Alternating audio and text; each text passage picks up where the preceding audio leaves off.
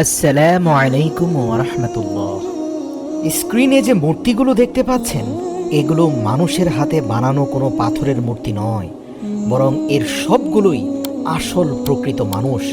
দুনিয়ার বুকে এমন এক ভয়ঙ্কর পাপ কর্মের দরুন আল্লাহ পাক একজন নয়, দুজন নয়, পুরো একটি শহরের প্রত্যেকটি মানুষকে পাথরে রূপান্তর করে দিয়েছিলেন। সেই পাপ কিন্তু আজও পৃথিবীর বুকে ঘটছে।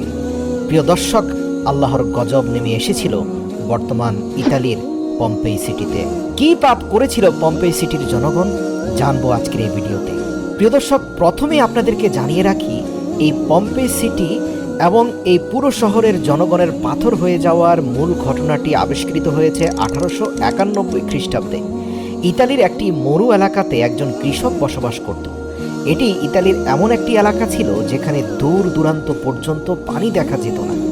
এমনইভাবে শেষ পর্যন্ত সেই কৃষকটি সিদ্ধান্ত নিল যে সেখানে সে নিজের কৃষিকাজ পরিচালনার জন্য নিজের জমিতে একটি গভীর কূপ খনন করবে। যেই কথা সেই কাজ। অসম্ভবকে সম্ভব করে নিজের উদ্দেশ্য বাস্তবায়নের জন্য গভীর কূপের উদ্দেশ্যে নিজের জমিতে গর্ত করতে থাকে কৃষক। কিন্তু আশ্চর্যজনক হলেও সত্য, প্রয়োজনের থেকে অনেক বেশি পরিমাণে গভীর করার পরেও সে কোনো পানির খোঁজ পেল না। কিন্তু আস্তে আস্তে সে গভীরে যেতে যেতে এমন একটি দৃশ্য দেখতে পেল যা গত 200 বছরের মধ্যে সবচেয়ে আশ্চর্যজনক ইতিহাস।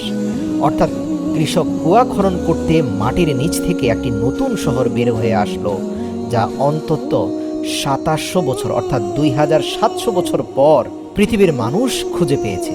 প্রত্নতাত্ত্বিকেরাও কয়েক হাজার বছর ধরে এই শহরকে খুঁজে চলেছিল, আর সেই শহরের নাম ছিল পম্পে সিটি। এই শহরটি রোমান এম্পায়ার এর সময় পৃথিবীর সবচেয়ে ধনী এবং উন্নতিশীল শহরগুলোর মধ্যে একটি ধরা হতো। এই শহরটি দেখতে যতটা সুন্দর ও মনোরম ছিল, তেমনইভাবে কয়েক গুণ ভয়ঙ্কর ছিল।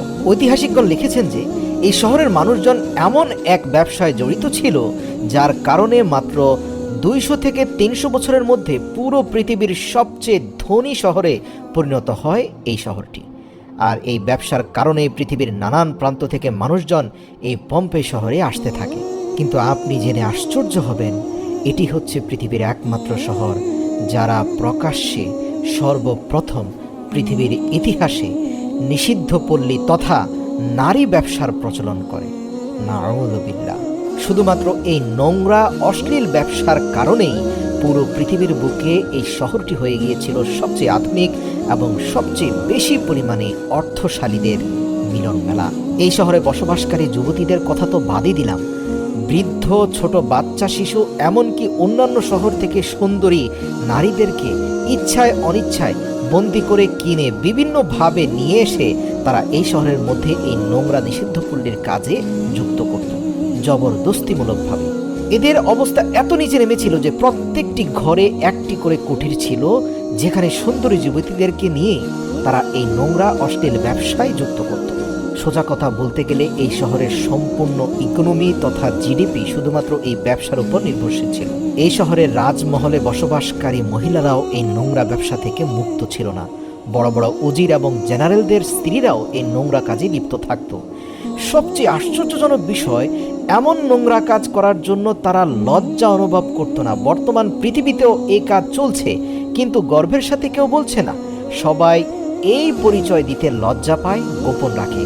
কিন্তু সেই সময়ের লোকজন প্রকাশ্যে নিজের এই কাজের জন্য গর্ববোধ করত। এমনকি সামাজিকভাবে স্বীকৃতি দেওয়া হতো যে এই কাজে যত বেশি সফল হতো। আপনাদেরকে বলে রাখি, এটি পৃথিবীর একমাত্র শহর যেখানে বর্তমান জামানার সুইমিং পুলের ধারণা প্রচলন করা হয়। অর্থাৎ তাদের স্নান ঘরটা তথা বাথরুমটা এমনভাবে তৈরি করা হতো যেখানে বড় পুল থাকতো, যে পুলের মধ্যে পুরুষ এবং নারীরা অশ্লীল কাজে লিপ্ত হওয়ার জন্য ব্যাপক আয়োজন ছিল। নাউযুবিল্লাহ। ইতিহাস থেকে জানা যায় আল্লাহর একজন কামেল বান্দা একবার এই শহরে ব্যবসার উদ্দেশ্যে এসেছিলেন। তিনি বেশ কিছু খাদ্যদ্রব্য এনে এই শহরে তা বিক্রি করার চেষ্টা করেছিলেন। শহরের মানুষদের এই সকল নোংরা কাজ দেখে তিনি তাদেরকে হেদায়েতের জন্য আহ্বান জানান। স্থানীয় প্রভাবশালীরা যখন আল্লাহওয়ালা এই বুজুর্গের কর্মকাণ্ড দেখল, তখন তারা তাকে হেনস্থ করার জন্য জোরপূর্বক তাকেও এই অশ্লীল কাজে যুক্ত করার চেষ্টা করল। এমনকি তার চারপাশে বেশ কিছু নগ্ন নারীদেরকে ছেড়ে দেওয়া হয়েছিল। জোর করে তার হাত পা বেঁধে তাকে একটা রুমের মধ্যে বন্দী করে রাখা হয়েছিল। অতঃপর সেখান থেকে মুক্তি পেয়ে সে আল্লাহ পাকের দরবারে 2 হাত তুলে বদদোয়া করল। আপনাদেরকে জানিয়ে রাখি, যেখানে এই নোংরা কাজ হচ্ছিল তার পাশেই পৃথিবীর সবচেয়ে ভয়ঙ্কর পাহাড় তথা ভিসুভিয়াসের অবস্থান, যেটি কয়েক হাজার বছর ধরে চলছে। সেটি আজও কিন্তু ইতালিতে অবস্থিত। এই ভয়ঙ্কর পাহাড়ের পাশে আবাদ হওয়া সত্ত্বেও এই শহরে বসবাসকারী মানুষজন সামান্যতম ভয় করত না। যখন সেই আল্লাহর কামেল বান্দা 2 হাত তুলে আল্লাহ পাকের দরবারে দোয়া করেছিল যে, হে আল্লাহ, যারা এই দুনিয়ার জমিনের উপরে লাজ লজ্জা ভুলে প্রকাশ্য মজলিসে আপনার দেওয়া হায়াকে ভুলে গিয়েছে, আপনি আপনার কুদরত দ্বারা এদেরকে ঢেকে দিন, যাতে এদের দুর্গন্ধ পৃথিবীর চারপাশে ছড়াতে না পারে। আল্লাহ রাব্বুল আলামিন তার এই কামেল বান্দার দোয়া এবং তার কথার ভাষা এতটাই পছন্দ করলেন যে সাথে সাথে সেই ভিসুভিয়াস থেকে অগ্নিশিখা বের হয়ে পুরো শহরে ভয়ঙ্কর আযাব ছড়িয়ে পড়ল। ইতিহাস থেকে জানা যায়, ভিসুভিয়াস পর্বত থেকে টানা 7 দিন পর্যন্ত আগুনের ফুলকি নিক্ষিপ্ত হয় পুরো শহর জুড়ে। সবচেয়ে আশ্চর্যজনক বিষয় হচ্ছে, সেই আগুনের ফুলকির নিচে কোনো মানুষের মৃত্যু হয়নি। যার গায়ে আগুনের ফুলকি লেগেছে সে পাথর হয়ে গিয়েছে। আগুনের ফুলকি এত বেশি মাত্রায় পড়ে যে মানুষ সহ পুরো শহরটি জমিন থেকে অন্তত 100 মিটার গভীরে তলিয়ে যায়। মুহূর্তের মধ্যে পম্পেই শহরে বসবাসকারী মোটামুটি 20,000 মানুষ জ্বলন্ত পাথরের মূর্তিতে পরিণত হয়। সবচেয়ে ভয়ঙ্কর বিষয় হচ্ছে, যখন এই আযাব হচ্ছিল তখনও মানুষজন অশ্লীল এবং নোংরা কাজে লিপ্ত ছিল। 1990 সালে খনন কার্যের পর খুঁজে পাওয়া নিদর্শন দেখে আশ্চর্য হয়ে গিয়েছিল প্রত্নতাত্ত্বিকরা। কেননা যখন এই আযাব ঘটছিল তখন অনুমান করা যায় যে মানুষজন কি কাজে ব্যস্ত ছিল। নাউযু বিল্লাহ। মনে রাখবেন, জমিনের উপরে আল্লাহ রাব্বুল আলামিনের অন্যতম একটি নিয়ামত হচ্ছে হায়া তথা লজ্জা। যারা নির্লজ্জতা বেহায়াপনার সীমা লঙ্ঘন করবে তাদেরকে আল্লাহ পাক নিজ দায়িত্বে আযাবের পর্দা দিয়ে ঢেকে দিবেন।